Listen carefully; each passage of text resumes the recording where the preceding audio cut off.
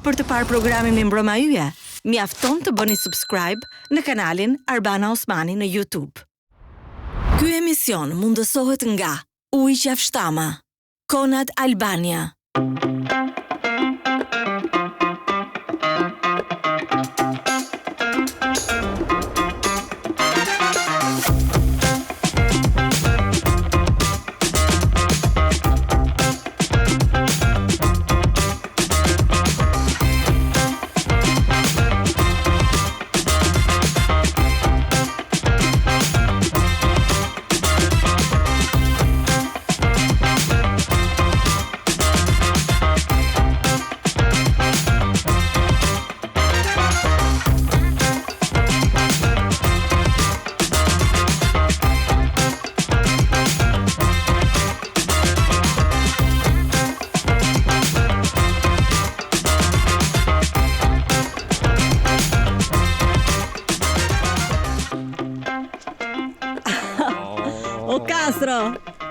Çfarë vendi? Mirë se vjen. Ku jeni mike vjetër? Mike vjetër, ja ku takohemi me Castro Zizon mbas 25 vitesh, që nga viti 2000, me më shumë rrudha, me më shumë thinja, 6 fëmijë gjithsej.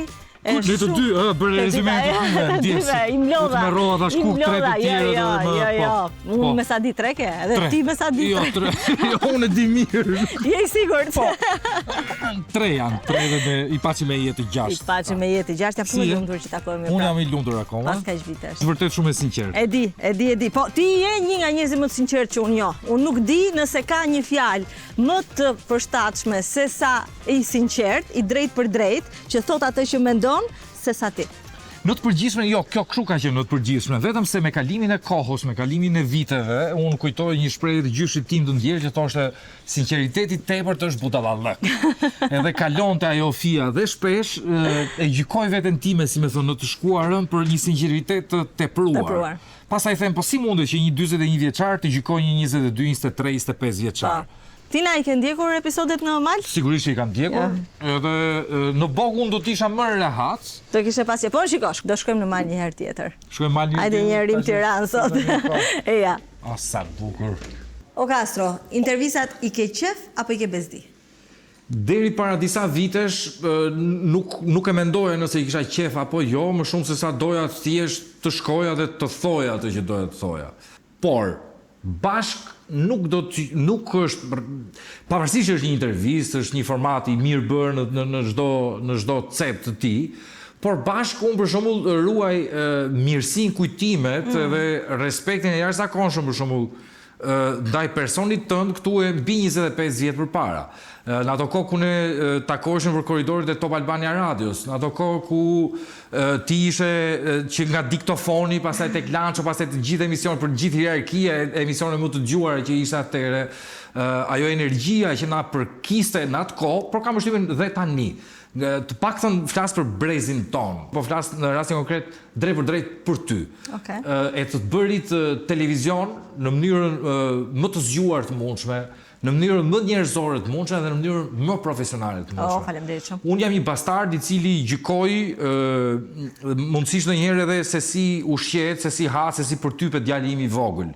Gjë që nuk duhet bërë në lirshmërinë e tij, pa diskutim në atë rolin që ne kemi si prindër, por imagjinoj, jam ai personi që gjykoj gruan time, fëmin tim, e të tjerë, pra, për të thënë që jam i ri që nuk i thot shumë thjesht fjalët e mira.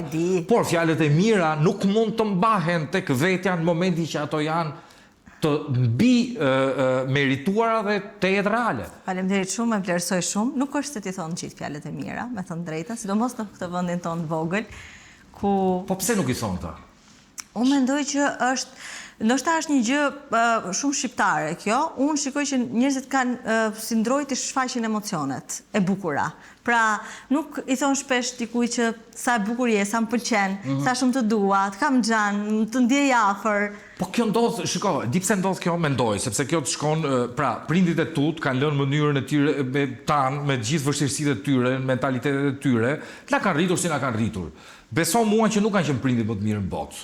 Beso mua që edhe në një mënyrë ose një tjetër... As ne nuk do jemi, besoj. Dhe ne do bëjmë gabimet tona. As ne nuk jemi, por sigurisht ne kemi hijen e tyre, Fëmijët tanë do të kenë hijen tonë kështu me radhë se si brez pas brezi rafinojnë gjërat e këqija, le të themi. Personalisht vi nga një familje tetë tradicionale o konservatore, tipike mendoj të si 90% të gjithë prindërve tanë që na kanë rritur ne fëmijëve, që është bërë pak klishe kjo me shumë halle të tjerë. Megjithatë unë mendoj që ka pas shumë hapësirë që edhe hallet të zgjidheshin edhe me ne të merreshin pak më shumë. Dhe me këto nuk dua të drejtoj gishtin, por tek prindrit tanë, sepse në ato mundësitë e veta Kanë bërë ai sa kanë mundur. Kanë bërë ai sa ka mundur. Megjithatë, unë kujtoj për shembull që me gjithë dashurinë e madhe që ka qenë te familja jonë, jemi rritur me një dashuri shumë të madhe, por nuk kemi rritur me dashurinë të treguarit fizikisht, të tipit për shembull, në një marrëdhënie unë me ti me më nuk ka qenë që do përqafoheshim e putheshim me ore sekond. Po kjo nuk e ndalonte dashurinë që ne kishim. Por sigurisht që në një mënyrë ose një tjetër, prap kjo edhe e ndalonte, sepse kjo ndalonte mua të merr një hap më shumë kur isha adoleshent, kur kisha të dashurën e parë, me frikën e madhe për ta prekur puthur e tjerë, të cilat ato bënte edhe një lloj raporti sado i vogël, modest, adoleshentes si mund të ishte. Dhe gjithë kjo gjëja të ndikon sigurisht në atë se si ti rritesh, në atë se si ti çfarë do të japësh pas 25-30-ave në sistem. Njeriu zhvillohet 0, 14, 15. Në të gjitha të harddiskun e tij, gjithë infot e marra, gjithë përjetimet, ndjeshmëritë, ndjesitë i merr. Dhe sigurisht jetojmë në një sistem ku pjesa dërmuese e krimeve, le të themi, gjërave të zeza që bëhen nga brezi jon. Bëhen nga fund 30-tat, nga 40-tat apo pak 50-tat. Pra kemi të bëjmë me një brez traumatik. Ne jemi brezit, kemi kaluar, unë pak të personalisht, po besoj edhe ti duhet të mbash mend që shumë momente nga para 90-s, nga ajo që ka qenë një diktaturë pavarësisht në një mënyrë pak surreale, unë e kujtoj me nostalgji, po kjo si pasojë e fëmirisë sime të bukur, e cila më atashon mua me atë kohë. Por jemi në ata njerëz që në 91-shin kemi vuajtur shumë personalisht, kanë qenë periudha të cilat edhe vuhesh edhe urie. Mund të ketë që një herë, 2 raste kjo gjë e urisë tipike, megjithatë janë të pllakosura fort në personalitetin e një 7 vjeçari. Janë perde të ndërtuara tek syt, të cilat është e gjithë vulkani, e gjithë lava e cila ka qenë përbrenda në krijimin e vet, por vulkani kur del në mënyrë të shregullt dhe pasi kalojnë ca kohë, ajo magma ngrin. Edhe nëse do ta përdorim në një lloj figurë letrare, këtë magmë është kjo shtrëmërimi, le të themi, i personalitetit të ardhur si pasojë këtyre situatave. Unë kujtoj Çfarë fëmijërie e ke patur ti? Dhe do të bëj një pyetje direkte. Më saktë do të them një herë për veten dhe pastaj që mos ta marrësh jo si sul, mos më keq kuptosh. Ty të ka rrahur mami? Unë nuk dua të marrë përsipër të gjithë brezin, por po. Unë kam qenë një fëmijë, i cili për te fakt që kam qenë problematik, kjo nuk mund të justifikonte dot ti po thua rrahur.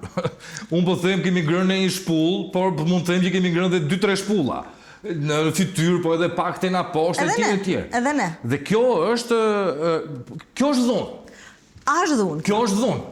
Se kjo është një debat që unë kam vazhdimisht me prindërit e mi dhe me mamin tim që e kuptoj që ajo do të justifikohet dhe e di që nuk e ka bërë nga keqdashja, po sepse ashtu kanë ditur. Mamaja jote, babai jot, prindrit tanë vinë si eko e prindërve të tyre, të cilat dhuna ka qenë e legjitimuar. Ama ne kemi shkëputur ciklin e dhunës. Po, por unë mund të kujtoj për shembull, pavarësisht që ka një diferencë të jashtëzakonshme mentaliteti, për shembull çuni im që bën 19 vjeç me këtë të voglin që është 5, apo me gocën që është 13. Pra mënyra se si po rriten këto që kanë një ndryshim shumë të madhe, unë jam penduar, kam qarë si marr më vonë për dhënien e ndonjë shpulle që unë kam bërë. Dhe nuk jam krenar, madje me të tallur, domethënë të vish në shtëpinë time apo të jetë monitoruar me kamera, lirisht mund të bëhet një reality që s'di sa mund shitet apo jo, por ka element të cilët unë kam shumë qejf për shumë kinematografinë para 90-s. E vlerësoj shumë. Pa ju futur politikës në teksteve të tjerë fare, po flas në ana skripti, nga regjia, nga gjithë mënyra se si janë bërë filmat. Të shohësh një film për fëmijë Nuk më kujtohet titulli, por i humb gjeli aty, i ikën vëna ratiset dhe mund t'jetë në një skenë 5 minuta kur ky u gjet dhe u mor vesh nga familja që ky ishte gjallë, që në atë kohë gjallë do ishte se çfarë do të bëni në atë kohë, ku do ikje, janë 5 minuta, skenë pas skene, mizanskene pas mizanskene që është taço, maço si ka njëri, dhe është një dhunë dhe fëmia dhe trauma, ja pra, dhe kjo është, pa diskutim që dhe kjo është. Pastaj ti marrë me radhë, kaloi 91-shi, filluan ato periudha ku mbaja mend kisha 100.000 lekë të vjetra në duar. Skema piramidale, marrëzie e madhe e gjithë gjë, si edhe unë që isha një fëmijë i vogël më stononin disa gjëra. Pastaj erdhi 97-a që për argëtim lidheshin çunat dhe hajde ikin kombinatet do vrasin Gomer. Unë se kam bërë, e kam refuzuar, por deri aty kam shkuar. A kam parë një gomar që ka vdekur? E kam parë. A mund të them do të jemi në aty që ka vrarë gomari? Nuk e them dot, po e trajtoj pak me shaka Arban, sepse sigurisht të gjitha këto, në momentin që pak pas disa vitesh unë shkova në Rom për shkollën dhe me rrethin e ngushtë, ata ishin kurioz mbi këtë vend që është ngjitur me ne dhe unë i tregoja këtë histori, shpeshherë ishin aq absurde sa të pabesueshme dhe thonin se Klevisi është ai që i kputën tek e bare dhe fillon me fantazira. Ndërkohë unë i kpusin ai tek e bare, po nuk ishin shumë fantazira në atë kohë. E gjitha kjo gjëja, deri 15, 16, apo situata ku prindri duke bërë disa punë nuk kishin mundësi për të plotësuar çdo gjë. Ne jemi self-made. Unë edhe ti dhe unë vë dorë në zjarr për gjithë ata që ndoshta se kanë idenë të gjithë mënyrës se si ka qenë karriera jote, duke e njohur njëri tjetrin, por ne jemi njerëz se ne nuk kemi pas suportin më të vogël, qoftë nga familja, unë për veten time. Unë personalisht unë merresha me muzikë, me zi Sajoja, nuk e harroj dot, ka qenë kënga ime parë me Renin, me Tufarmët, 90.000 lekë, te një studio te Akademia e Arteve dhe do të ndanim të dyna 45.000 lekë. Dhe unë që kisha një 10 gjithë në atë kohë dhe pjesën tjetër 15 kam grabitur 2 çuna të vegjël në atë kohë, të cilët ja kam kthyer pas shumë viteve atë dhe sot i kam hiq. Ka qenë periudha atëre, pak bishpllum, pak një kputz të gjërë, o çuna pak këtu se më kalon benzina, një bulli, një debil, një bulli, një mikaraç, një bulli që më vonë pastaj u bullizua. Një bulli i cili nuk e kisha shumë të vështirë, unë kur kujtoj vitin e parë për shembull Petronin. Ti e mban mend, kemi qenë ja 11-12 klasa me na 40 e kusur njerëz në një klasë të cilët jo detyrimisht gjithë kishin ardhur për shkollën. Koha atëherë vinim direkt pas 97-s edhe u gjinda në disa situata që ishin totalisht të pa konceptuara nga unë. Situata të pastra, sot ne i themi bullizëm, po sigurisht edhe atëherë ndoshta duhet të kishte një emër pak më të rënd akoma. Sepse kur flasim për bullizëm, nuk flasim për bullizëm verbal, por kishte bullizëm fizik. Derisa, si të them, unë e referohem shpesh atij gjyshit tim të ndjerë, ndoshta edhe ngjaj pak nga historiku i jetës, po me frikrat e tua duhet përballesh herët avon. Dhe kaluan disa kohë dhe unë u përballa, po u përballa në mënyrë fizike. Bëra keq. Je rrahur me nxënës? Jam rrahur me nxënës, jam rrahur me njerëz që më kanë bullizuar, jam deri tek armët e ftohta e tjerë. Pra, gjithë adoleshenca ime ka qenë shumë problematike si pasojë jo detyrimisht karakteriale e imja se sa e një vetë mbrojtje. Domethënë ka qenë ligji i xhunglës. Se bullizonin ty? Në mënyrë më të pastër. Unë jam bullizuar shpesh në fakt që i vogël, sado që kam imponuar hapësirën, aurën time në një mënyrë ose një tjetër që bullizimi të zgjaste pak le të themi dhe bullizuesët në thonjza i ktheja në ushtar, ka qenë një aftësi e ime kjo gjithkohës, sepse Arban unë gjithmonë kam menduar, ta themi pak jo ndryshe, por e shikoja atë rrethin edhe nga një kënd tjetër ku ngjan si një vi. E shikoja edhe nga një kënd tjetër ku ngjan si një pik. Forca, mënyra se si unë perceptoja gjërat nuk ishte masive, nuk ishte të gjithëve. Dhe po nuk je të gjithëve, kudo në çdo sistem, po tek ne vërehet më shumë sepse jemi ne fisnor. Unë po diskutoja pak para se ne të fillonim me Edin, që, by the way, si familje unë kam respekt. Respekt real. Mendoj që ai është si regjisor është një ndër pikat lidhëse të kinematografisë moderne shqiptare. Faleminderit. Dhe këto jo pa hedhur në tokë çfarë është për këto 35 vjet. Mendoj që këto 35 vjet është menduar më shumë se si të ndërtosh parat me fondet që ka marrë nga qendra apo kudo se sa më shumë për të bërë art. Po kjo është një gjë tjetër që unë kam qef. Ti futem. Për çfarë po flisim? Çfarë po flisim me Edin? Po flisim me Edin që gjithë shqiptaria, gjithë shqipfolësit në Kosovë, në Shqipëri, në Malzi, pra në këtë pellgun ton, pa bërë analizat e para 2000 vjetë se si dolën apellazgët këtu e tjerë, kanë ardhur si pasojë 20-30 burrave. Domethënë pas dyndjeve slave, sterminimi i madh që ata bënte ne jemi 20 produkt, 2, 3, 5, 7 milion, 10 milion sipas CIA-s regjistruar, 10-5, 11 milion shqiptar në gjithë botën. Po ashtu edhe ja 5 në ca Turqi, ca këtej si thot ai rrjedhuri. Kemi një kryeministër president të rinë. E kam parë Pilinici. Po është një rrjedhur. Ajo Amerika o të bën njeri o të bën budalla. Po kjo është një gjë tjetër. Çfarë po thonë gjithmonë po evitoj, gjithmonë këtë pjesën po e harroj. Ta 30 burra kanë krijuar ta 10 milion njerëz. Tashi ti imagjinoj pak pra sa ti burrë, se këta burra s'kan bërë me njëri tika, pas gra që kanë vazhduar pjellshmëria. Po 30 burra, çfarë ka që këta 30 burra? Arban, më pështy në fytyrë, në qoftë se të gjithë stafin këtu që sigurisht i bën mbi 30, të ulemi në një tavolinë, të votojmë dhe sa grupe do të ndërtohen. Unë mendoj që do të ndërtohen 30 grupe. Nuk do të ketë njeri që të zgjidhë lider, shqiptari është gjenetikisht lider i lindur, një roje shqiptare është shumë i pasur i pushtetshëm se ai që ka institucionin. Kam qefur me shqiptarët. Unë kam shumë qef me shqiptarët. Madje u bën disa kohë, disa muaj në fakt, që po gjej kohën që të shkruaj mbi shqiptarin e ri, e kam quajtur. Sepse shqiptari i Tiranës është një shqiptar tjetër. Shqiptari i Bogës është një shqiptar tjetër. Shqiptari i Fierit është një tjetër. Ai i Kosovës është ndarë në shumë shtresa dhe nën dek. A mendoj që nuk e duam njëri tjetrin ne, Castro? Unë mendoj që ne nuk e duam njëri tjetrin. Unë mendoj që ky simboli midis shqiptarëve të Shqipërisë dhe shqiptarëve të Kosovës, mendoj që është në tërësinë e saj mendoj që është një hipokrizi. Nuk është e lehtë në fakt që ti të jesh i shkëputur për gati një shekull dhe mentalisht, ideologjikisht në një mënyrë ose një tjetër qoftë edhe se si ti do bësh, se si bën bukën, se sa me vaj shumë apo më pak. Ty të ndikon që ti të kesh një lloj largësie midis dy palëve. Frika ime më e madhe është që puna e fortë e masonerisë serbe, kryesisht slave, ka bërë dhe po bën mbi atë që quhet Bashkimi Kombëtar. Vetëm pak, se shumë do thonë edhe do më gjykojnë, por nuk është kështu se kështu po më teket mua tani. E gjithë kjo gjë është si pasojë një lloj analize dhe mendoj që jam i far hard disku i cili ka disa foto për të bërë disa lloj analizash. Ëndër e tyre është i tjetë bashkimi Shqipërisë me Kosovën. Dhe këto ma beso. Ëndër e tyre është kjo sepse ata na njohin shumë më mirë se ne njohim veten tonë. Është një shprehje që tani nuk më kujtohet, ndoshta mund të kem qenë edhe unë gjumë që i kam shpikur, po armikun duhet ta njohësh më mirë se veten tënde. Dhe ata na kanë arritur të na njohin. Shiko, pastaj do diskutojmë disa fenomene shqiptare, disa ngjarje shqiptare, do flasim pak për shqiptarët e Shqipërisë dhe për shqiptarët e Kosovës. Unë dua të kthehem pak te ti, sepse ti fillon flasësh për vete dhe pastaj flet për të gjithë. Flet për ne.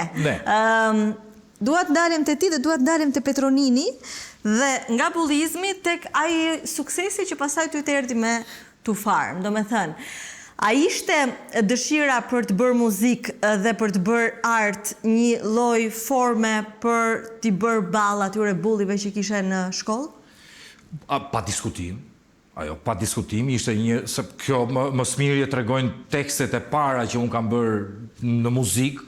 Gjithë tekstet e para janë tekste shumë rebele, janë tekste që flasin për rolin e individit të dhunuarit në sistem.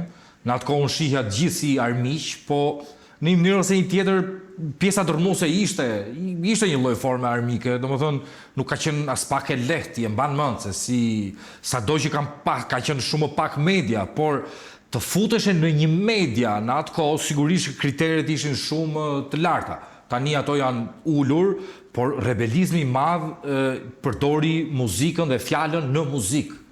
Unë nuk e kam pretenduar as në atë kohë që ishte vibe, ishte moda ku bëheshin 2-3 shokë dhe bëni një grup, edhe bëni muzikë. 99% donin të kapin goca. Pra, ju ishit shumë atipik në mënyrën si bëni muzikë. Ne nuk e kishim për gocat. I kishim shumë qef gocat, por kjo pjesë nuk është vojtur nga pjesëtarët e grupit edhe nga ti. Jo, nuk është vojtur se ne kemi qenë. Ju i kishit gocat? Kishim e goca, por nuk kishim shumë goca dhe neve. Ne kemi qenë kështu. Ishe përqendruar aty. Po, ne ishim përqendruar në tek gocë. Në tek gocë, jo në disa goca. Nuk ka, unë isha pak kështu si më i lëvizshëm, le të themi, por ishte një dritare pa diskutim dhe jo vetëm atëherë. E gjithë kjo gjëja pastaj u bë gati si zakoni brendshëm, që fjalët unë tek tuk në gjithë karrierën time unë kem 2-3 materiale dedikuar dashurisë ose vuajtjes që unë kam pas ndaj një femre, le të themi. Edhe kjo është trajtuar në mënyrë pak karagjoze nga mua gjithkohës. Unë jam marrë me ekzistencializm, me formë, me uni, me të brendshme dhe rolin e njeriu që ka në sistem. Kur ti ke filluar me Tu Farm, ndërkohë, rebelizmi ishte vetëm në muzikë apo kishe filluar rebelizmat se përmendë pak më parë, jo po bari, jo po drograt?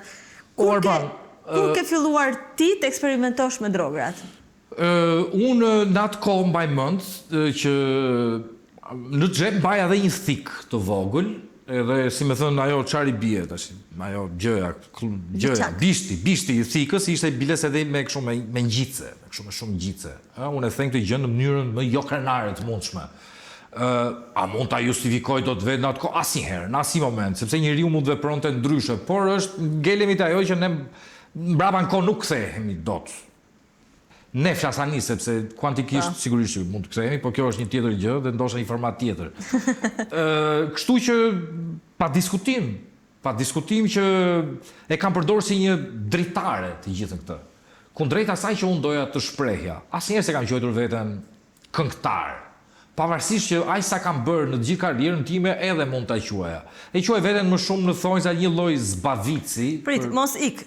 Ishe me thikën në xhep. Isha me thikën në xhep, isha me një rreth të cilët dashur pa dashur edhe pse nuk ishte lloji im intelektual, le të themi, unë duhet të rrija me ata, qoftë për të pasur një mbrojtje shpatullash, apo qoftë edhe për të bërë dhe unë pak si të tjerët, sepse ishte ishte ngarkuar nga bullizimi i tepërt, duke qëndruar në ato qarqe, duke qenë se po flasim për 97, 8, 9, 2000-ën, në cilën, le të themi, veset, apo kalimin vese, nuk ti them më i lehtë, apo jo ndoshta tani është më i lehtë. Atëherë ishte më tabu ai njeriu që pinte një tek e bar, për shembull, dhe ai ishte ai njeriu që pinte drog. Kjo ka qenë periudha të cilët unë eksperimentova me drograt. Kam eksperimentuar me barin, me marijuanën, pa diskutim pastaj pa diskutim. Mund mos ishte diskutuar. Pra, me kalimin e viteve kalova gjithë procesin e çdo materiali tjetër sintetik organik. Por pa krijuar varësi, apo jo? Apo ke patur varësi? Varësia ime vetme, ta quaj, ka qenë një gjë që ka qenë dhe vazhdon të jetë legale. Unë që ka qenë alkooli. Dhe alkooli, le të themi, ka qenë epiqendra ose pellgu ose sheqeri që mblidhte gjithë grenzat e tjera, të cilat ishin edhe veset. Por nuk kam pas varësi drogash, le të themi, Arba. A kam qenë përdorues her pas here në tavolina e tjerë në situata ndryshme? Po. A më bën kjo mua krenar? Jo, por dhe kjo nuk më bën një njeri të cilën unë duhet ta gjykoj veten. Unë jam produkti së shkuarës sime. Unë nuk do të isha këtu në këtë karrige tek ty nëse nuk do të kishte qenë kjo e shkuara ime. Dhe aq më tepër në mënyrën më absurde, në mënyrën më absolute, unë nuk mund të kthehem pas që të modifikoj, ndryshoj diçka, sepse me qoftë me ngrënien ose jo të një dreke, me abuzimin apo jo të një darke, unë ndoshta nuk do të isha në jetë. Dhe them këtë sepse për ta ndërlidhur pak. Unë në 8 dhjetor, në ditën e rinisë të 2019-s, unë ula automatin e abuzimit. Ç'a ndodhi në atë ditë?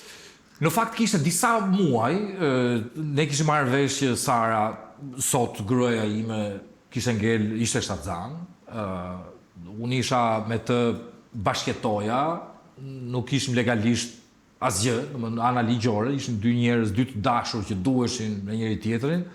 Ajo në fakt më vinte pas meje, si të them, unë isha shumë i dehur dhe detyrohesh të deri dhe ajo që të rritë me mua. Që të kapte ritmin. Po, pa diskutim, të kalosh me mua dhe esull një ditë 24 orësh në shtëpi, nuk është nga më të lehtat. Po mendoj që edhe ti se ke shumë të lehtë duke jetuar me një regjisor. Në sensin e mirë. Ne kemi përhumbjet tona, apo qoftë edhe momentet e hapësirave tona. Unë kam nevojë për hapësirën time. Qoftë edhe në një me një, në një banjo të vogël por kujtoj që u egzagerua muajt e fundit sepse isha në një udhkryq. Isha në një moment nga media ku punoja, u kërcënoja që t'i bie disa politikanëve, pra kur t'i bija në thonjza të merresha të flisja keq për ta, dhe shumica në televizion praktikisht gjithë e bën. Unë vendosa të jepja dorëheqjen sepse e di se si është loja politika, aq më tepër e drejtuesve të medias, aq më tepër me politikanët. Ku në fund fare, le të themi, unë si pjesa më e vogël, moderator, autore aty, unë do t'isha ai që në fund fare do të kishte pasojat. Më mirë vendosa që mos ta bëja dhe gjeta veten Arban në një moment pa punë,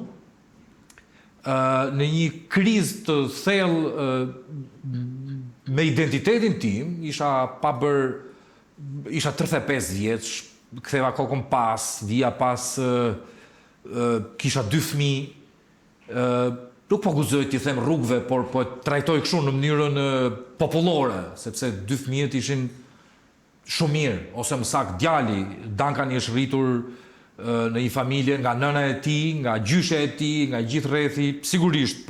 Them kështu nga ata sepse aty ka ndëjtur si familje të parë, le ta themi, si vend fizik të parë. Atëherë ti je martuar, sa vjeç ke qenë kur ke bërë martesën e parë? 22 vjeç. 22 vjeç, sa i ri. Shumë i ri. Madje shumë njerëz nuk kanë ardhur ndasën se nuk e kanë besuar. Po më një sekondë tani më kujtove një gjë. Po më ketar ftesa dhe ndoshta edhe ti se ke besuar. Ka qenë ky rasti që Mund ketë qenë një rast tjetër, Arban. Ka qenë një rast tjetër, më duket. Ka qenë raste tjera se unë desha thosha do fejohem nesër me një njeri real që një moment jetës time më ka ardhur një ftesë dasme jote. Tani kujtohem dhe pastaj fejese dhe pastaj ndodhi që nuk ishte bërë fejesa, siç ka qenë një gjë, një nga tre. Po, shkuan gjithë njerëzit në një lokal që lokali nuk e dinte nëse do ishte fejesa ime. Nuk e di, i pa parë. 22 vjeç martohesh për herë të parë. Martohem. Pse vendose të martohesh? Do të thënë, u dashurove si ndodhi? Unë u dashurova kokë e këmbë, edhe ajo e lozi bukur në atë kohë, nëse unë sa kisha ardhur nga Roma, isha ende në Tymna, isha ende i padiplomuar. Okej. Isha ende me shumë bileta të çuditshme në disa udhëtime të çuditshme që kisha bërë në Evropë. Mos harrojmë faktin që vi nga një familje shumë konservatore, por jo budallensh, nga një familje që në bazë prapë ishin janë intelektual, të cilat 1+1 dinin ta bënin që bëjnë 2 në gjërat që unë mund të kisha bërë. Ku je njohur me këtë vajzën? Me cilën prej Me vajzën? të parën. Rastisht jam njohur. Okej, vendosët martoheshit. Vendosëm të martoheshim. Dhe shtatzania pastaj ishte dëshiruar apo surprizë? Ta shiko, ne e dim që martesa vjen bashkë me shtatzanin, ose shtatzania Pra, me mbeti martesën. shtatzan dhe pastaj erdhi martesa. Po jo detyrimisht, pra nuk u martuam, nuk ishim forcë, nuk ishim të sforcuar nga asnjë palë që ne duhet martohemi se kjo është shtatzan. E kuptoj. Nuk ishte fare, ka asnjëra nga familjet, përkundrazi do kishte qenë më mirë se ishin kursyer shumë lek, se dasmat e mia me shumë ditë. Sa për shtojknin, sa për qenë, sa për iguanat, i ndaja. Më pëlqen të bëj humor se kanë kaluar shumë vite dhe Po çfarë mban mend nga dasma atëherë? ta kujtoj me humor, çfarë mbaj, unë mbaj mend shumë gjëra. Megjithatë do të them një element, një detaj të vogël që shumë e mbajnë mend ata që ishin. Tek nata e shoqërisë, pasi mbaruan gjithë to me familje, 1, 2, 8, 600 familjet, një natë ishte vetëm për shoqërinë. Dhe shoqëria ime në atë kohë nuk e dinte që unë isha një abuzues i lehtë i alkoolit dhe asnjë gjë tjetër, pra jetë e re, jetët e mia të reja her pas here. Dhe kujtoj që unë duke dhëndëruar, vinin zarfat me lek. Si vjen aty në cepon, duhet që ishe kot. Unë si një stek bilardo i holl, ca qime këtu, shkollë natë, ende i pa formuar, po do pillja unë, do isha baba, isha me idenë që dhe isha dhe jam ende që njeriu të vetëm qëllim, të vetëm gjë që ka për sigurt ose qoftë qëllimi jetë është riprodhimi. Dhe unë kam vënë këtë si qëllim që ta bëj racën njerëzore më të bukur. Mjafton të shohësh mua. Aha, çfarë mban mend? Mbaj mend që zarfat në një moment po bëheshin të çuditshëm. Okej. Po bëheshin si me male, si të ngurtë, si dhe unë hap një nga zarfat dhe Qindarka. Jam i qindarka. Drogra të rënda. Ti kishe sjell për qok. Para, S'pas ka respektu. edhe në një gurt vogël, Dhe isha para një momenti cilët po dinë policia ja 110 vjet burg. Se s'di se sa mund t'ishim bërë. Dhe marr njërin prej shokëve që është shumë i famshëm, cilën nuk mund ta përmenda, një reper është ai, dhe i lë për detyrë. Dëgjoj zotëri, pasi morë këto zarfat janë për respektohet gjithë. Dhe pas 20 minutash unë e gjej veten duke u bërë vrim në tavan. Pasi më kishin marrë hedhur bër dhe unë që dale lë dasmën, unë njeriu i dasmës, lë dhe dasma kishte vazhduar deri të nesër në orën 1 të drekës. Pa ty, pa dhëndri. Po s'kush kishte më interes, aty ftoni shokun, të nesër unë kisha bërë para pagesën më herët, shkova pagova disa milion lekë të tjerë sepse ishin shumë vodka, whisky dhe të tjerë. Këtë e mbaj mend, edhe është një element që e kujtoj shpesh kështu me humor. Po nga lindja e djalit e kujton momentin kur e ke marrë krapër? Lindjen e djalit e kujtoj, piles kam qenë me pas një dite të rënd pune me drejtorin tënd fotografisë këtu në këtë format. Okay. Ka qenë një ditë shumë e vështirë që ne lyenim, bënim me kështu dhe unë shkoj në shtëpi. Me Spiron. Po, me Spiron. Ose me Pipin. Me Pipin, po, jam më më tha që familjar. ka. Sa mirë kemi atë Pipin atë. Shumë i mirë. Vazhdon, unë njoh Pipin 20 ca vjeç ashtu është gjithmonë. Megjithatë ky është tjetër muhabet. Është gjithmonë i qeshur i botë. Qef sa puthësh. E lëm Pipin kjo pjesë kthehem në shtëpi dhe në atë kohë plazën ujrat. Si plazën ujrat? Sado që ishte bërë çdo gjë gati, unë që vërtitesha në shtëpi me çorape, me gjëra dhe i kisha aty çdo gjë. Shkojmë në maternitet edhe kemi shkuar diku nga ora 12:01, djali ka ardhur në jetë nga ora 5 e mëngjesit, pra kanë qenë një 4 orësh pirje birrash. Kujtoj që djali erdhi në jetë, se harroj atë momentin që ka marrë në krah. Mendoj që askush nuk e harron momentin do thoja fëmis parë, pavarësisht që secili ka totalisht ndjesi më vete, emocione të tjera. Sepse janë individ të tjerë, sepse janë rrezatojnë gjëra të tjera. Po dhe ne jemi ndryshe në kohën kur fëmijët lindin. Unë jam bërë 22, 28 dhe gati 36 vjeç baba në këto periudha dhe absolutisht përjetime të tjera. Mbaj mend që në mënyrën më të vrazhd më ishte thënë që ti duhet japësh lek mjekëve. Dhe unë që asnjëherë nuk di të kem dhënë 1 cent, e para jam shumë devollinjër, që nuk e lë lekun kollaj ashtu ta jap. Po, kam qenë shumë qefli Italia në abuzime, po jo për kështu. Po edhe kjo është një gjë tjetër. Drogat i ndave ti? Te dasma. Oh my god, e thash këtë. Hajt, ka kaluar është 2000, janë gati 20 vjetë, quhet kjo gjëja. Apo më kap ligji prapë mua? Jo, nuk besoj. Jo, nuk ka, po. Dhe çfarë po thoja? Për djalin. Erdhi djali dhe unë mjek që të rroje kështu, unë isha shumë i egzaltuar, shumë me adrenalinë, që ndaj lek dhe jap lek ata të tmerruar shkretët që më refuzojnë. Unë iki në shtëpi, fle, kështu me radhë vazhdoi cikli. Nuk jam krenar në fakt, sepse djalin e parë, pra me Duncanin, mund të them që një herë i kam ndruar pelenat. Nuk më bën krenar, di të them që nga babai i parë, që kam qenë tek babai i tretë, ka një diferencë të jashtëzakonshme. Këtë nuk di të them nga mosha, kryesisht është mosha, sepse ne jemi qenie që funksionojmë në bazë të eksperiencave. Domethënë, eksperiencat na derivojnë pastaj edhe gjithë ciklin e asaj që ne i quajmë si të ardhme, në atë që ne si e perceptojmë kohën lineare, me shkuar tashmen edhe ajo që na pret. Por nuk kam qenë një baba i pranishëm, absolutisht shumë larg idealit. Kam qenë një baba i cili në mënyrë më të çuditshme arban. Unë sapo u martova, u futa nga 22 vjeçari rebel, transgresiv, që vinte nga Evropa, u futa vesha pantallona me vi të rital të një burri nga Savra e Lushnjës të 1978-s. Unë u vesha me një kostum që jo nuk më përkiste. Po të detyroj njëri, apo? Jo, unë mendoja se martesa duhet të funksiononte kështu. Që unë bëhesha burr, unë duhet të vendosesha në këto mustaqet e dredhura pak mbi rolin që duhet kishte burri në familje, apo në mënyrën se si fliste komunikonte në shtëpi.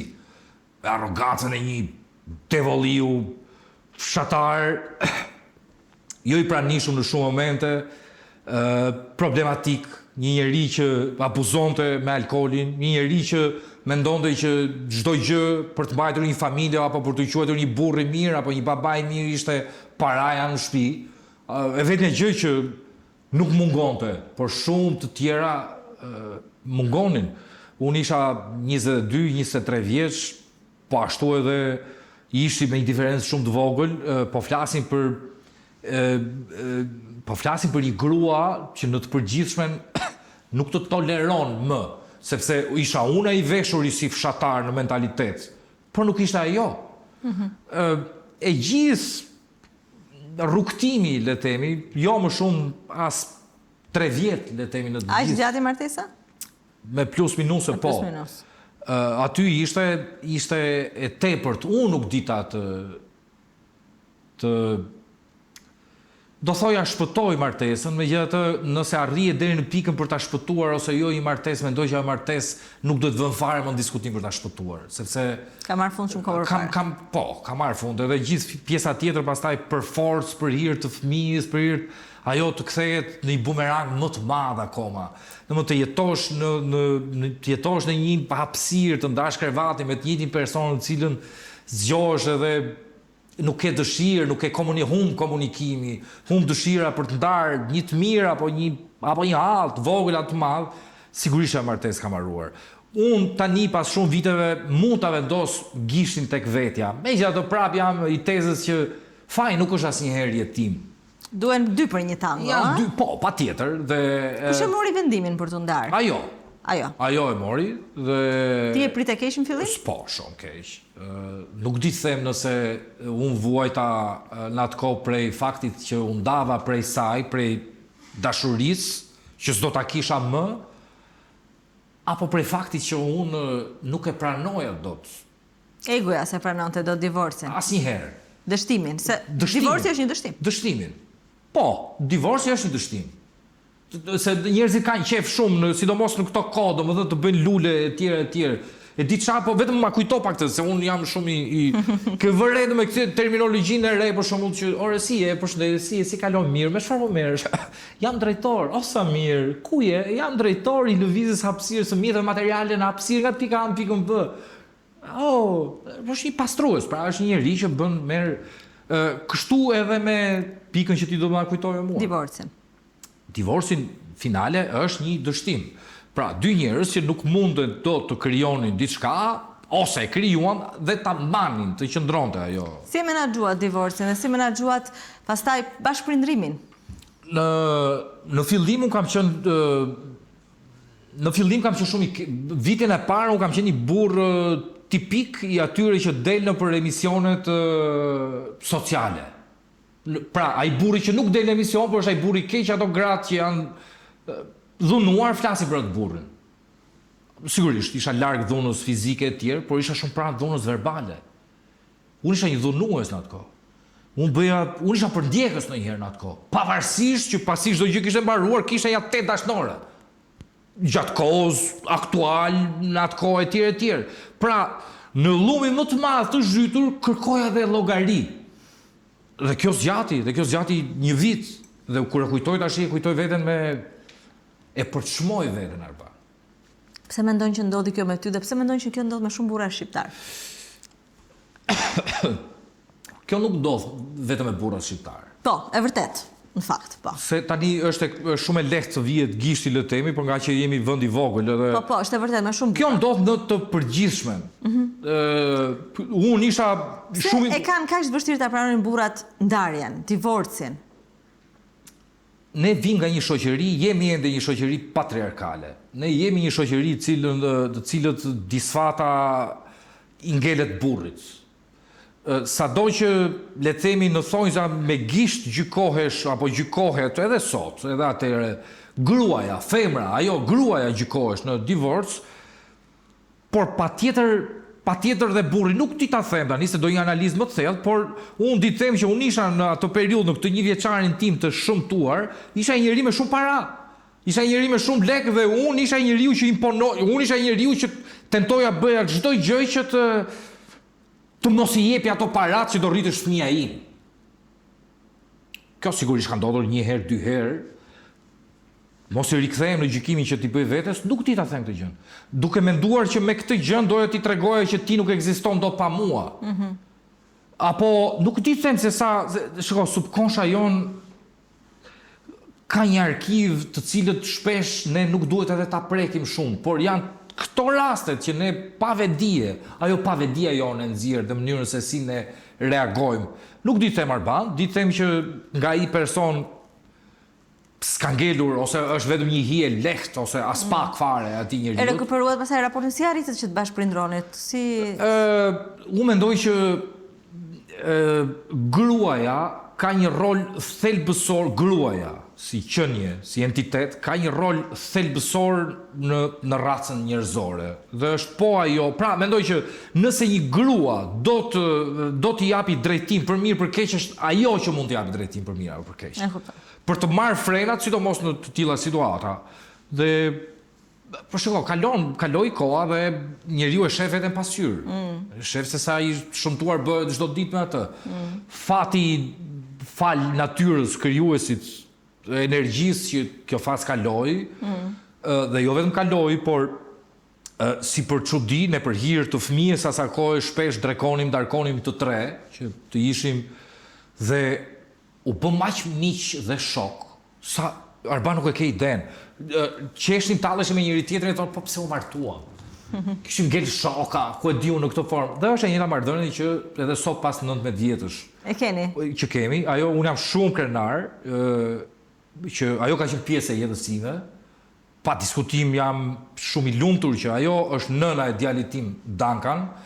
Pra, disa gjëra, edhe pse nuk funksionojnë, kanë qëllime më të mëdha dhe më madhore. Unë nuk do kisha në jetë një ndër dritat e mia të syve nëse nuk do t'ishte ajo. Jeta ime nuk do t'ishte shumë ndryshe nëse nuk do t'ishte ajo. Kështu që jam shumë falendërues asaj për rolin që ka pas në jetën time dhe sigurisht ka dhe do të ketë. Mes nesh është një djalë që do ta kemi sa ne të kemi frym dhe në këtë trekëndësh pa të, qofse ajo nuk është mirë, djali im nuk është mirë e kështu me radhë. Pra janë disa lidhje që të ngelen të përjetshme. Për të thënë edhe pak gjëra, unë para pak vitesh humba ishvjerrin tim, pra gjyshin e djalit tim Duncan, dhe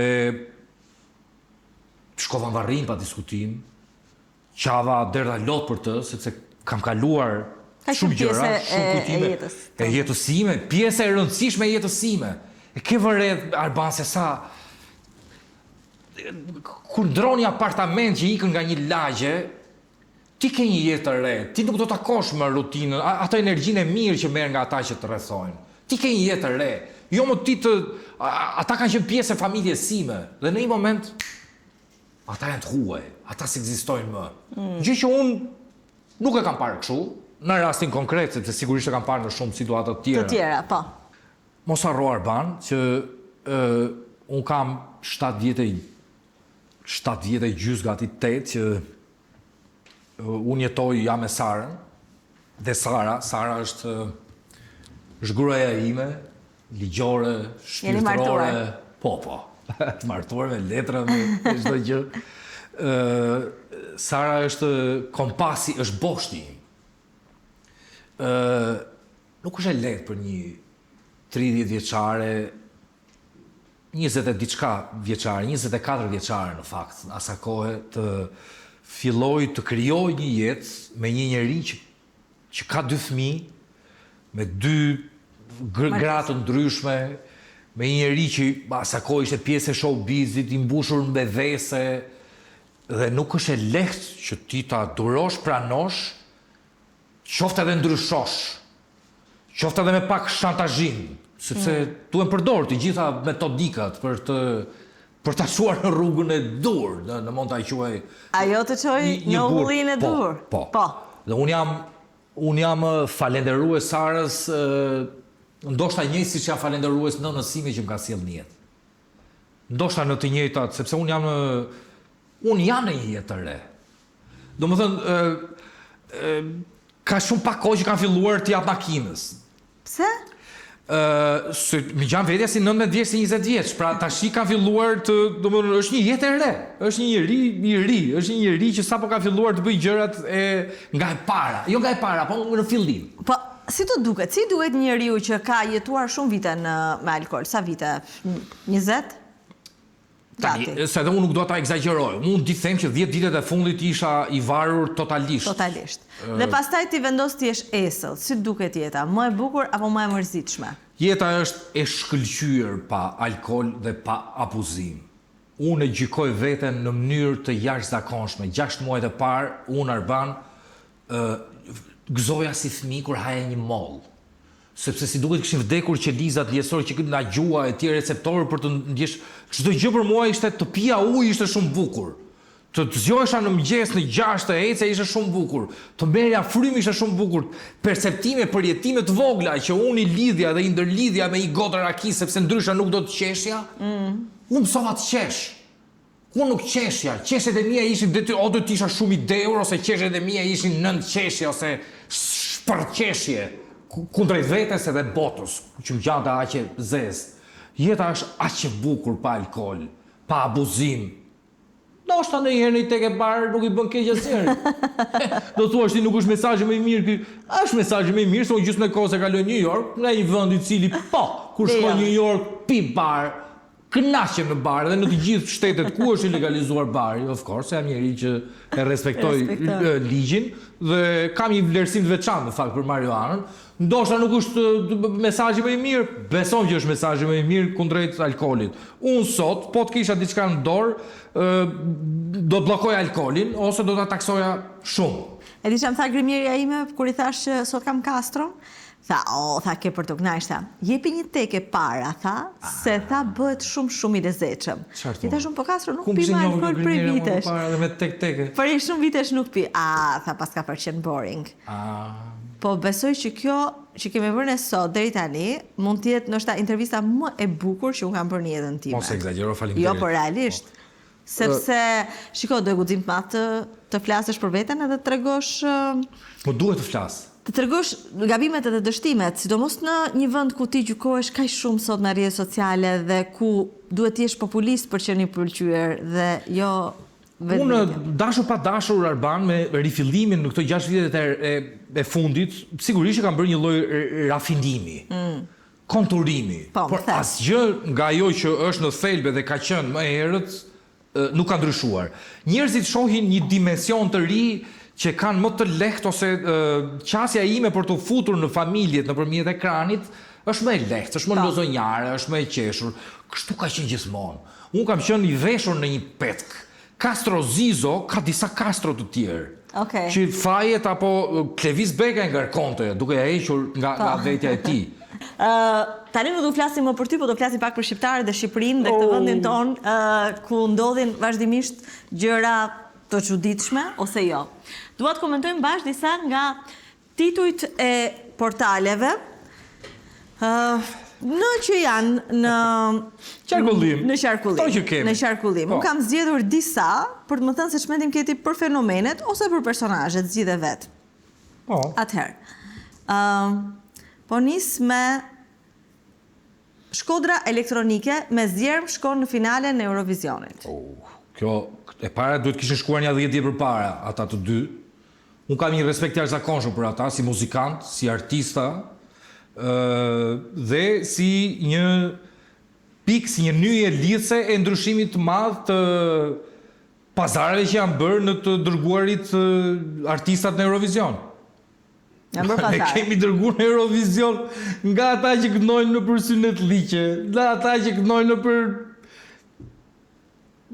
ku e diun alla, gjithë gjërat do të thonë ose kemi bërë këtë anë, ose kemi dërguar në Eurovision këngëtarë që duhet bërë qoka. Kanë kalu disa vite, kanë karrierë dhe do ta çojmë dhe atini që ti t'jesh e kompletuar.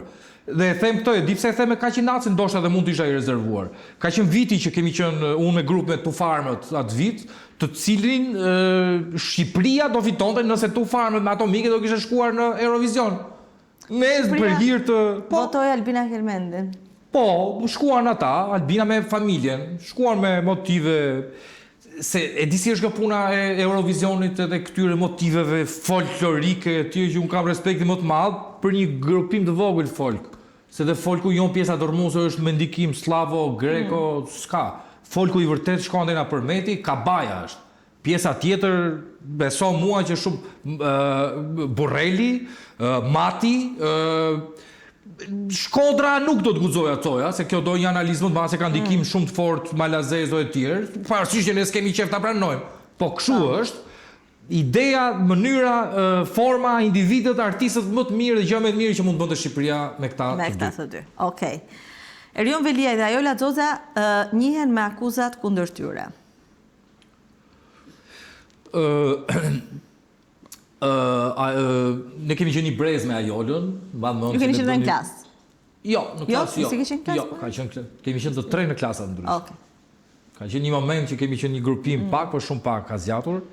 Ne kemi qenë bileso me Ajolën, me grupin e kemi edhe një këngë të titulluar pa titull, që nuk arritëm kur në fakt ta këndonim të dilte dhe ajo në skenë, biles maj mend një nga këto kompeticionet një ndër organizimit e Petroninit, tek Black Boxit e Akademia, ne kemi dalë unë me Renin dhe kemi marrë një gocë borxh. Domethënë, një shoqën tonë hajde dil bëj sikur është Ajola. Sa Ajola nuk donte dilte për arsyet e veta asa kohë. Ndërsa me Erionin jam njohur shumë vonë, si me thënë, ai kur është kthyer në Amerikë, unë kur u ktheva nga Roma, kam qenë një mbështetës i tij në fillimet, në frymën, në mënyrën se si e solli të gjithën.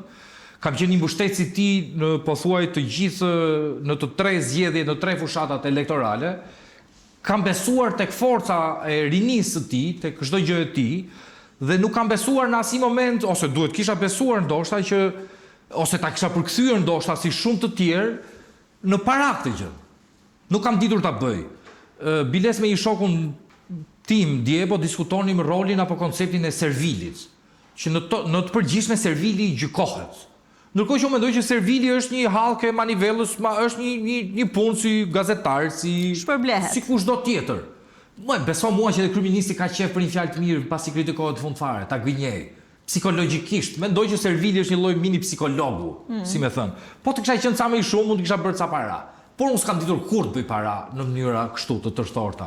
Sa i përket artikullit, mua më vjen shumë keq, sepse të dy ata në asnjë moment nuk i kam ndërlidhur me ligjin, dhe aq më tepër me akuza dhe jo të lehta. E ndjej keqardhje për momentet që ai po kalon, jo për të, po për këdo ndoshta e vështira që po kalon në burg, pa diskutime edhe mbi le të themi vuajtjet që Ajola po pson, pavarësisht që nuk kemi pasur ndonjëherë ndonjë miqësi. Përkundrazi, nëse ti mban mend në Petronin, jo vetëm që unë me Ajolën nuk kam pas miqësi, por kemi qenë shumë rival. Mendoj që Ajola ka qenë goxha e tërhequr, a? Shiko, ka qenë e tërhequr, po thua në qarqet e ka qenë shumë e tërhequr, por kemi qenë rival në ego. Në ego, po. Kemi qenë rival kur bëhesh fjala tek senati që ishim pjesë senatorët, rival në projekte, në konkurse matematike, fizike. Domethënë nuk kemi qenë miq. Por sigurisht vim në njëti brez edhe ndjej keqardhje. Domethënë nuk ka ndonjë koment shumë të madh. Okej. Shiko, mbyllet Instagrami i Joqë Albania. Dhe këtu duhet ndalem pak se si shikon të situatën mediatike dhe të gjitha këto portalet në Shqipëri, si njëri që po ndan jetën mes Amerikës edhe Shqipërisë.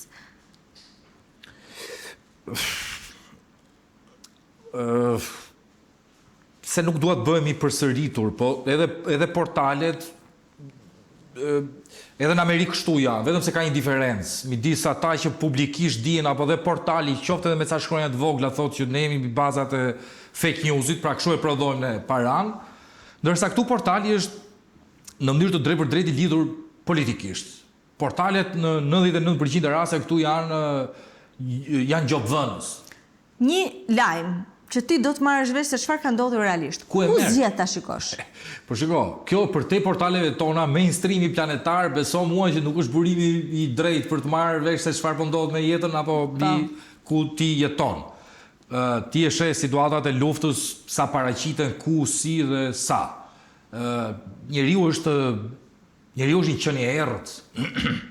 Unë mendoj që 8 miliard që jemi në jetë, ki parasysh që kanë ardhur një jetë si pasojë 1500-2000 dhe mendoj ore sa të zinj dhe të errët pas kanë qenë këta. Kjo natyra njerëzore që vazhdon 2025 bën masakra, vret, jeta merret po nga ne. Në të gjithë potencialin e jashtëzakonshëm në këtë pubertet kibernetik që raca njerëzore ka, në mënyrën se si mund ta përdori, e përdor për këto mënyra. Qartësisht çfarë po ndodh sot përcakton atë që do të jetë pas 80 vjetësh. Në vend që të mendojmë mbi digitalizimin e racës njerëzore, në vend që të mendojmë mbi një entitet kibernetik të regjistruar dhe të mbartur të gjithë ndërgjegjet tona, në vend që të mendojmë mbi uploadin e asaj që mund quhet afterlife, në vend që të mendojmë mbi absurdin më të madh, ta vendosim realitet, dhe kur flas me absurd flas mbi zhvillimet, mbi lidhjen teknologjike, sa ajo është në fund fare. S'ka politik të majt djath. Këtu janë blasfemira, se shoh ca pilivecër, të vegjël, këta politikanë të rinj që do bëjnë ndryshimin. Njëri më spurdhjak se tjetri. Njëri më spurdhjak se tjetri, më spurdhjekër se spurdhjekëri që kemi. Ndoshta jo të gjithë, po në shumicën e rasteve spurdhjekër, me vrima, me brek me vrima, po japin mend dhe na kontrollojnë ne, jo të gjithë. Si mund kontrolloj njëri që ka brekët me vrima dhe i ka brekët 3000 lekë akoma? Si mundet të kontrolloj dhe të qeverisi një kokër ignoranti? Si mundet që një kokër ignoranti unë t'i nështrohem t'i ullë kokën ignoranti dhe t'i pranoj ato gjërat që ai thot? A mund t'a luftoj? Po, por gjenetikisht sa të fort ne jemi pasi gërvishin pak makinë dhe marrin thikën me njëri tjetrin, ai spurdhjakër jemi sa që nuk e ngrenë dot kokën, për çdo gjë dhe pa drejtësi që vazhdimisht na është bërë 2000 vitet e fundit. Po shqiptari nuk ka një ndryshim të madh. Pse? Sepse ndryshimi nuk të ndodh për 20, 30, 50, 100 vjet, se s'të ndryshon dot gjenetika, sa do të marrësh ti raca të tjera të ndërtuara me njëra tjetrën dhe kështu do derivojnë të rinj. Është shumë e thjeshtë gjëja. Kthehemi pas në kohë 2000 vite. Iliria nuk po merre me të gjithë gjërat që ndodhen, me ca grupime të vogla ilire, të cilat për të ngrënë bukë dhe për të përfituar çfarë bënin çunat? Mblidheshin 30, 40, 50 burra, merrin varkën, merreshin 2-3 goca që mos kishin shumë marrëdhënie homoseksuale, asa kohë ishte edhe ende shumë më easy, më lehtë situata, po për ata që merrnin këto, dilnin në det të hapur dhe rrinin, hanin, pinin, derisa të kalonte në janie, ti piratonin, ti grabisnin, të merrnin thesare, të vinin në Iliri, të pinin verë, ti harxhonin ato, të merrnin ca lek borxh dhe të bënin njëjtën gjë prap. Më thuaj sa ndryshim ka shqiptari para 2 viteve me këtë të sotshmin. E shef shumë errët. Të gjithë, e shohun shumë errët? Ja, ose shoh errët. Unë e shoh kështu siç është hiperrealizmi im objektiv, ndoshta është i errët sepse njeriu, unë i pari, në lajmet e frikshme që më dalin dhe në portale, po që janë të vërteta, unë i pari tentoj ta heq. Nuk dua që të marrë energjinë e asaj gjës. Ne thjesht e kalojmë, ne hapim tapetin dhe fusim pislikun poshtë. Ka ardhur koha, sidomos e brezit të ri, se kush është 18 vjeçar, 20 vjeçar të sotshëm do jenë ministrat tanë për 10-15 vjet. Po 10-15 vjet është asnjë gjë. Është grinca e grincës për një sistem. Po nëse kështu vazhdohet në të njëjtën mentalitet spurdhjakor, të rinjve që aspirojnë për të na drejtuar, të këtyre tjerëve të mjekëve, të inxhinierëve, të tjerëve, Shqipëria do të jetë një vend shumë i keq. Qepa, po ta lësh, fryet si punë e lopës, se nuk e ka receptorin, ndërsa plas lopa. Diti nuk e ka lopa, po ti lësh barta, gjithë ditë në hajë, ndërsa plas e vdes. Kështu dhe qepa. Bën atë të fortën dhe fillon shtresën, e parë ignoranca, 2, 3, 4, 5, dhe kemi një Shqipërinë 2050, me i tuf babuinësh që drejtojnë, edhe ca tjerë që kanë ullë koka dhe thonë, rregull jemi. Prandaj do t'i ish në Amerikë. Unë dua t'ikin në Amerikë, sepse e shoh Amerikën si një vazhdimsi të asaj gjës që unë bëj, dhe jo si një emigrant që e fillon nga e para. Unë dua t'ikin në Amerikë për të bërë para me djersën e ballit tim, sa para më shumë që i meritoj dhe i meritoja dhe në këtë vend, se në vargun e spurdhjekërve këtu është bërë milioner, qoftë në showbiz, qoftë në gjithë instancat, për fatin e keq nuk janë bërë të merituarit, dhe se kam vetëm për veten time, sepse unë mund të isha multimilioner, thjesht nuk kam vendosur të bëj dillat që dikush tjetër i ka bërë. Unë thjesht i kam refuzuar, pasqyra ime nuk është si disa që e shohin veten edhe kam blëre në fytyrë. Dal nga dal çdo mëngjes kur e shohin, nuk arrin të shohin vetëm një sy.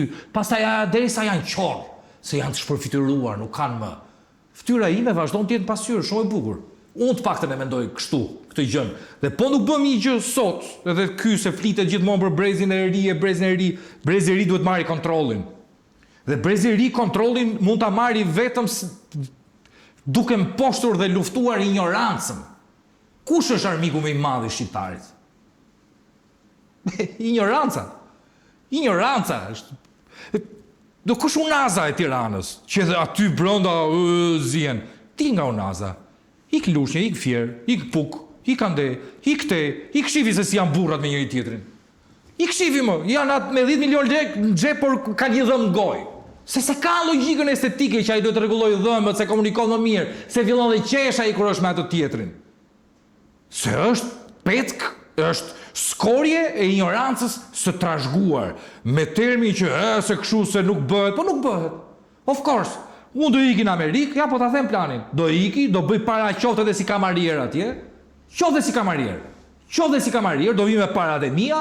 Se dhe të bësh politik në këtë vend, dhe të dëgjohesh në këtë vend që ti bësh mirë të tjerëve, do të kesh 5 para në xhep.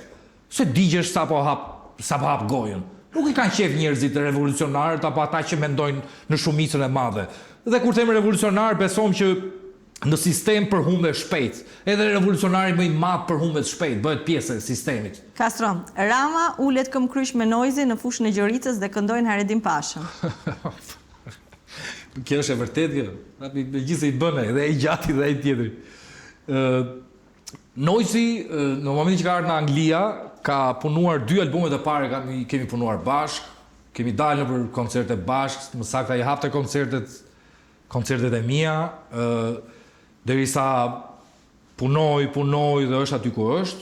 Di them që Rigelci është një ndër artistët më punëtor që unë kam njohur në jetë.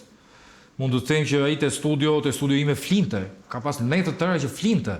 Flinte në kuptimin e parë të fjalës, me punën e tij, dhe ai është një self-made, edhe ai është njëri bër vet, është njëri që nga muzikant e shtriu hapësirën për të bërë dhe biznesmen. Edhe unë gëzoj respekt për çdo që punon, aq më tepër në rastin konkret që kam 20 vjet edhe e njoh shumë mirë. Rama që bullet këmbkryq këndoj Haredin Pashën. Unë mendoj që nuk është lajm. Rama bën xhonglerin, Rama është pilot, Rama di t'i bëj më mirë të gjitha. Por e di çfarë, po t'isha dhe unë si Rama do isha. Pushteti është shumë i ndërlidhur me personalitetin e gjës. Domethënë ti ke punuar një jetë ke në media, ke ndruar edhe le të themi bashkëpunëtor. Ke vënë re që një media ka fytyrën atij që është CEO që ka hedh parë. Kështu është. Ti këta që na shohin, po të interesoni kush është pronari filan media, edhe ta krahasoj me çfarë televizion, me çfarë shohin. Kështu që edhe në këtë rast, Rama për vota është i gatshëm të bëj shumë gjëra, më pëlqen. Unë kam qef Ramën, ndryshe nga të gjithë këta tjerët. Më pëlqen edhe arroganca e vet, shpesh edhe shkruajmë. Okej, Castro, këto ishin. Unë falenderoj shumë për këtë kohë të bukur që kemi kaluar. Mendoj që ai brezi i ri për cilin ti fole, nëse shikon këtë intervistën, do marr jo një po disa leksione. Unë shpresoj, prandaj edhe isha ndoshta më transparent se ç'duhet. Kjo është e vërteta ime. Faleminderit shumë që ka. Faleminderit tyre. Ky emision u mundësua nga Uji Qafshtama, Konad Albania, Gjotto Karni, Obu Store. Për të parë programin me mbroma yje, mjafton të bëni subscribe në kanalin Arbana Osmani në YouTube.